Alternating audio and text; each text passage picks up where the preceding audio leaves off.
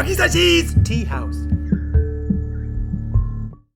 Konbanwa minasan, it's Gray from Wakizashi's Tea House home in Japan. Did you miss me? I missed you. How are you doing tonight? Are you good? Are you Genki? I'm feeling great. I've got a bit of a late review of Gunslinger Spawn issue 8, which came out last week, came out on Wednesday. It's still at the fantastic Todd McFarlane Image Comics price of $2.99.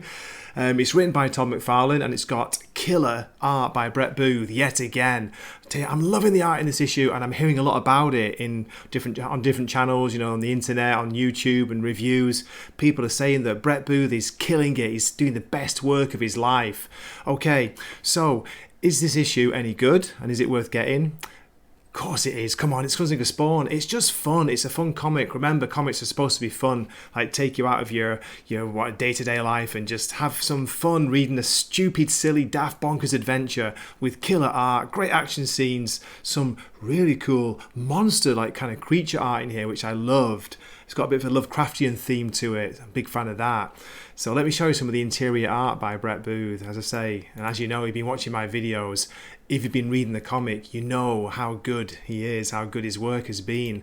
So this is just one example of an interior page. You've got a lovely panel. You've got Gunslinger Spawn, Javi there, looking very cool, putting on some mirror shades.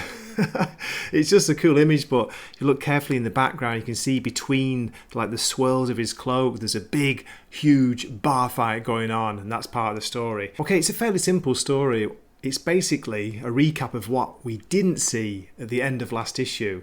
It's Javi, so he's Gunslinger Spawn, telling Jessica about what happened in the bar and why he did what he did. Yeah, and it involves a really cool fight scene with a Lovecraftian kind of creature, demon. So yes, I enjoyed it. It's fun. I would have had this out sooner, but I was lost this weekend. I was lost in Stranger Things season 4, which I really recommend. Speaking of Lovecraftian creatures and horror. So anyway, go out and buy it because it's worth getting. It's only $2.99 and the art is killer.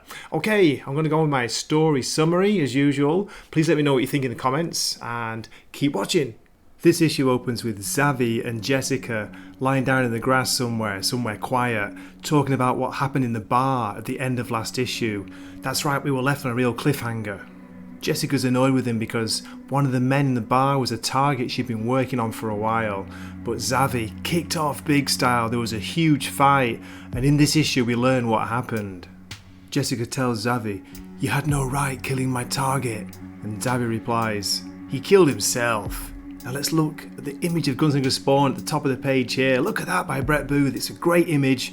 You've got him looking cool with a crazy pair of shades on.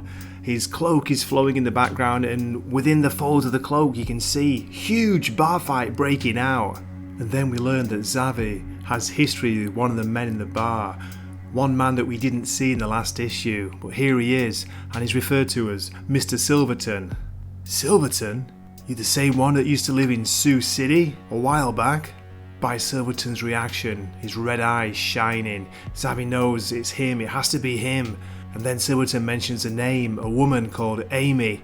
Fraction of a second later, Gunslinger Spawn, Xavi's got a gun pointed at Silverton's eye. Back to Jessica and Xavi in the field, and Jessica's asking about Amy. You changed when that name was brought up, who was she? And then we see Xavi getting angry in the bottom panel, green fire or green energy exploding from his eyes. And on the next page, boom, look at this, a full page of Gunslinger Spawn looking absolutely killer. I don't talk about that.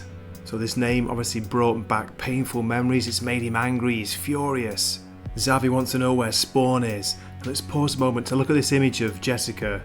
It's a fantastic image. Not only does she look absolutely stunning, look at the angle, look at the perspective that Brett Booth's drawn her. He's like looking slightly above and down. It's a great, great image. It must be so difficult to draw that. Back to the bar and Xavi's telling Jessica to get everybody out. Silverton is laughing off the gun saying, "You know that it can't hurt me like others." And Xavi replies, "I know, and I don't care."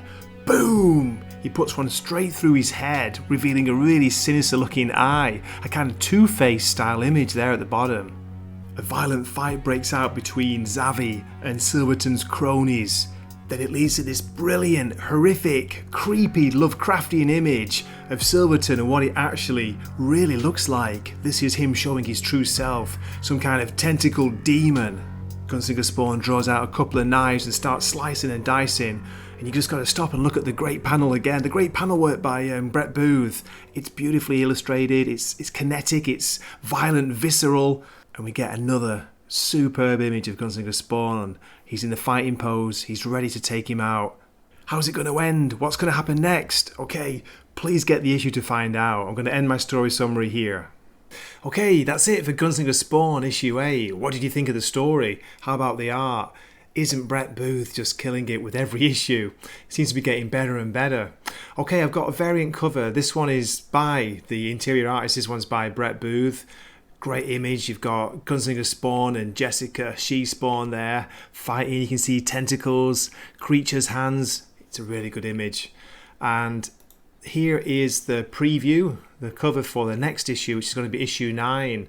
So wow, we're two issues away from issue 10. Can't believe it, like that's gone pretty fast.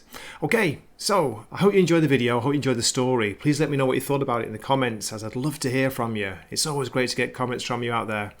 I hope to see you in a future video. This is Grave, Wakizashi's Tea House, signing off for the night. Wakizashi's Tea House, please subscribe.